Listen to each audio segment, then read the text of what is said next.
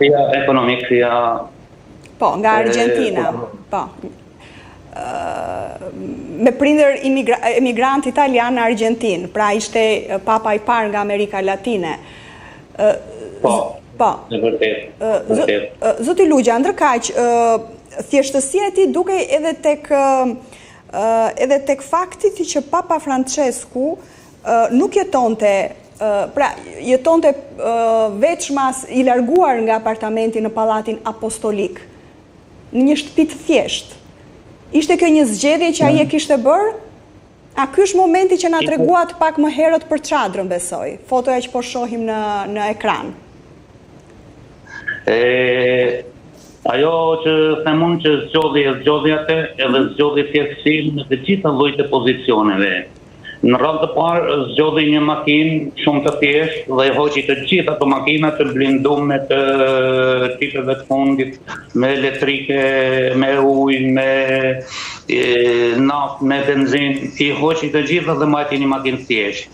Hoqi të gjithë shoqërusit, duke përfshirë dhe sekretarit të shtetit, i hoqi shoqërusit sepse sa dilnin nga Vatikani, shoqëroheshin nga policia italiane.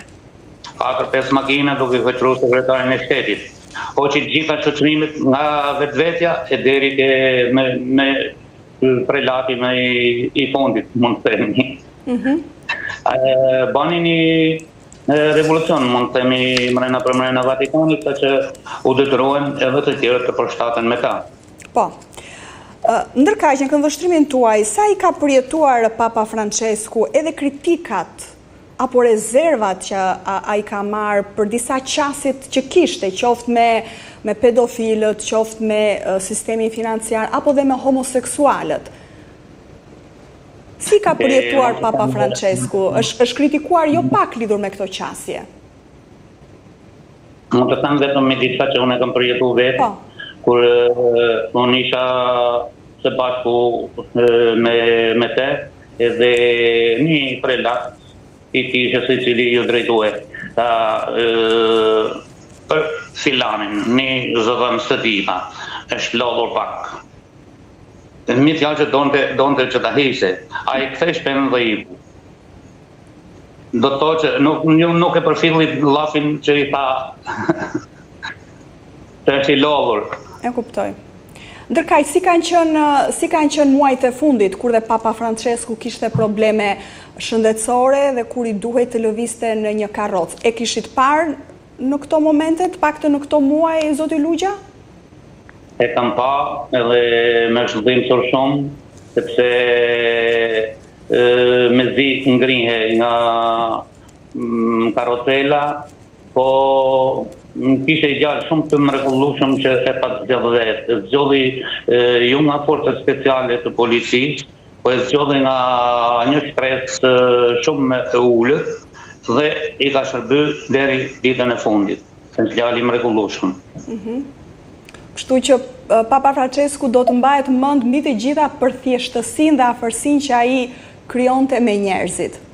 Revolucionin që bani e inshallah e mbajnë sa që vinë në kish, për shpenzime të tepërta, për lukse të tepërta, për shpresojmë se mbajnë dhe ta.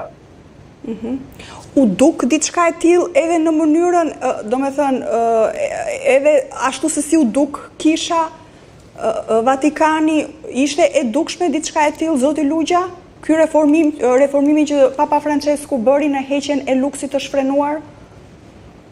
Reformimi e kanë pritun si të panevojshëm, por ishte i nevojshëm, sepse bëni kursime monetare të mëdhaja në heqjen e të gjitha lukseve, heqja e shtëpive, që ishin shtëpiat nga 700 metra shtëpi, u dha nga i shtëpi ka 110, keni bollë vetëm jeni.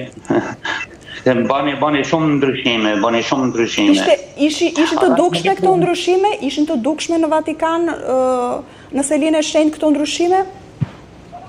Ishin të dukshme, sepse i impunonte ai vetë me thjeshtësinë e vet, me sinqeritetin e vet. Ai ka bërë shumë ndryshime të tjera, të cilat